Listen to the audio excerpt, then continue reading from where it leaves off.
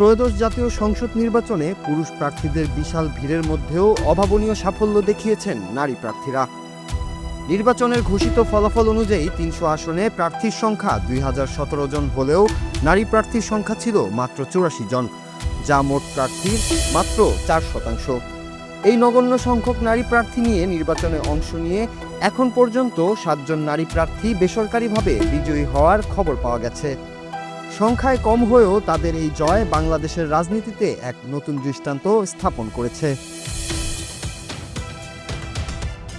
বিজয়ী নারী প্রার্থীদের মধ্যে উল্লেখযোগ্য হলেন মানিকগঞ্জ ৩ আসনে বিএনপির আফরোজা খানম, যিনি ১,৬৭,৩৪৫ ভোট পেয়ে নির্বাচিত হয়েছেন। ঝালকাঠি ২ আসনে বিএনপির ইশরাত সুলতানা ইলেন ভুট্টো এবং সিলেট ২ আসনে বিপুল ব্যবধানে জয় পেয়েছেন গুম হওয়া বিএনপি নেতা এম ইলিয়াস আলীর স্ত্রী তাহসিনা রুশদীর লুনা। এছাড়া ব্রাহ্মণবাড়িয়া ২ আসনে স্বতন্ত্র প্রার্থী হিসেবে রুমিন ফারহানা বড় ব্যবধানে জয়লাভ করে নিজের জনপ্রিয়তার প্রমাণ দিয়েছেন। নাটোর ১ আসন থেকে ফারজানা শারমিন এবং ফরিদপুরের ২টি আসনে শামা ওবায়েদ ও নায়াব ইউসুফও বিজয়ী হয়েছেন। পরিসংখ্যান বিশ্লেষণে দেখা যায়, এবারের নারী প্রার্থীদের প্রায় ৭৫%ই উচ্চশিক্ষিত এবং তাদের বড় একটি অংশ স্নাতক ও স্নাতকোত্তর ডিগ্রিধারী।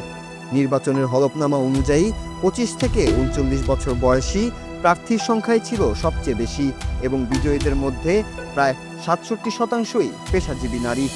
দলের হয়ে লড়েছেন ৬৬ জন এবং স্বতন্ত্র প্রার্থী হিসেবে ১৯ জন নারী ভোটের মাঠে লড়েছেন।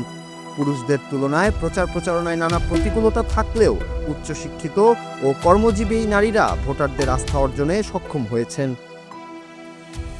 নির্বাচন কমিশনের তালিকায় দেখা গেছে, এবার রাজনৈতিক দলগুলোর চেয়ে স্বতন্ত্র নারী প্রার্থীদের লড়াইও ছিল চোখে পড়ার মতো। ৩০০ আসনের মধ্যে মাত্র ৪% অংশগ্রহণ করেও ৬০টি আসনে বিজয় ছিনিয়ে আনা নারী নেতৃত্বের শক্তিশালী অবস্থানেরই ইঙ্গিত দেয়। ভোটারদের মতে যোগ্য প্রার্থী নির্বাচনে তারা লিঙ্গের চেয়ে প্রার্থীর শিক্ষা ও কর্মদক্ষতাকেই বেশি গুরুত্ব দিয়েছেন। আগামীর বাংলাদেশ পুনর্গঠনে এই নারী জনপ্রতিনিধিরা গুরুত্বপূর্ণ ভূমিকা পালন করবেন বলে আশা করছেন সাধারণ মানুষ। Noor Raju, Bangla TV news desk.